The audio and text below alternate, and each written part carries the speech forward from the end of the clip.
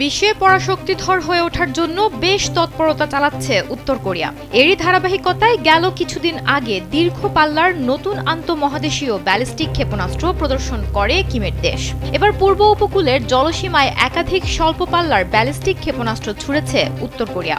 এমন এক সময় এই ক্ষেপণাস্ত্র ছোড়া হলো যখন আগামী সপ্তাহে দক্ষিণ কোরিয়ার গিয়াংঝু শহরে শুরু হতে যাচ্ছে এশিয়া প্যাসিফিক ইকোনমিক কোঅপারেশন বা এপেক সম্মেলন।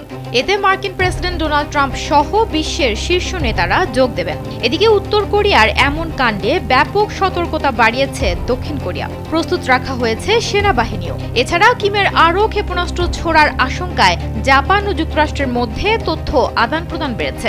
স্যান্ডেলিনা সো, রূপচর্চায় আভিজাত্য।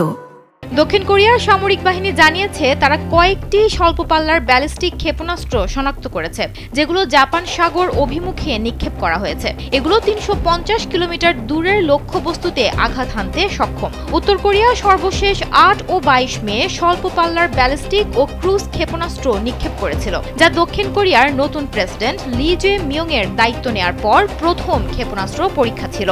উত্তর কোরিয়ার ক্ষেপণাস্ত্র ছোড়া নিয়ে বিশেষজ্ঞরা আগেই সতর্ক করেছিল, বিশেষ করে এপেক সম্মেলনের আগে বা শুরুর সময় উস্কানিমূলক ক্ষেপণাস্ত্র পরীক্ষা চালাতে পারে কিম জং উন। এবার তাদের সেই ধারণাই সত্যে পরিণত হলো।